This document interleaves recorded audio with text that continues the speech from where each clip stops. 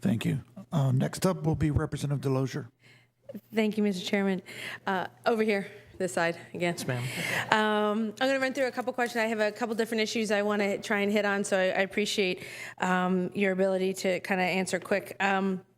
One of the issues that we have with the homes, we have Lebanon close by here, and we have the Camp Hill facility here, and a lot of our vets use those facilities heavily. And at this point, are all of the homes fully licensed? Yes, ma'am. Fully licensed. Fully all six. licensed. Okay, great.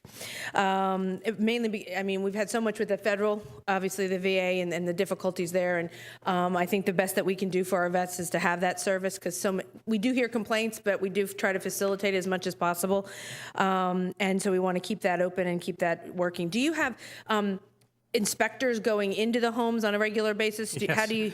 Yes, ma'am. All of that? We have dozens of inspections annually, and we're inspected by both the federal VA and the State Department of Health. Okay. And the families that, if they have complaints and everything else, I mean, they come to us sometimes, and we, come to you guys or go to the, what is the best method? I mean, how do you have to deal with the families' complaints? They should, if the families have an issue, they should just address it with the Veterans Home staff directly. The staff, okay. Yes, ma'am. And I'll tell you, we have an established. If they have a problem with that? No, They we don't have, get we have an the established answer? complaint system within each of the homes. Okay. We also do surveys of the families to ask them for their input. Okay. We have a 91% satisfaction rate across the enterprise. Okay, that other 9% come to us. Yes, ma'am. But those No, are and addressed locally, and please. Nobody's perfect, so I'm not saying that it should be ma'am. 100, but. But we have a process. We encourage them to work through the staff. Okay. And if there's any other issues and they want to come through the legislature or anyone else, we're happy to address them. Okay. And at this point in time, the waiting list for the homes, how many do you have on the waiting list at this point? Ma'am, it depends on the home. Okay. I mean, our biggest waiting list is out in Philadelphia and Del Val. I believe they have about 24 people on the waiting list.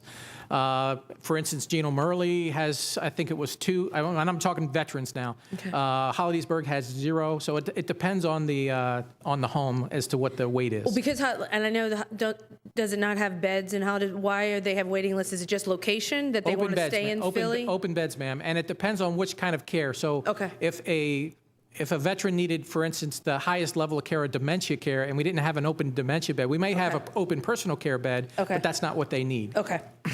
And one of my, I'm proud to have the American Legion headquarters in my district, right there in Morleysburg. And anytime something comes through, we have a good working relationship. And I guess I just want to voice a concern with the State Vets Commission and the newly appointed at-large. They were waiting a long time to have an appointment, and I know that they were frustrated with the length of time that took.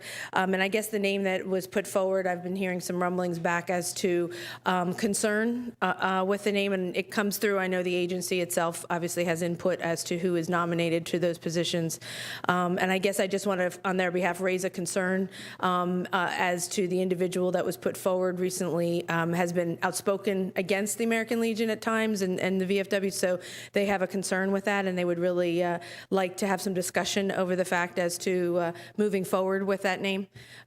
So the ability for them to have a voice in that process, I think, is important. I think what the commission does is very important for all veterans, and your oversight of that, obviously.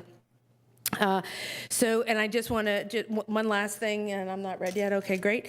One last thing is homelessness within the veteran community. And I bring that up as my family has a personal tie having the American Legion in our neck of the woods. We've worked with them. And I guess I just really want to do a kudos for them and the VFWs and working on that issue. It has been a priority for them.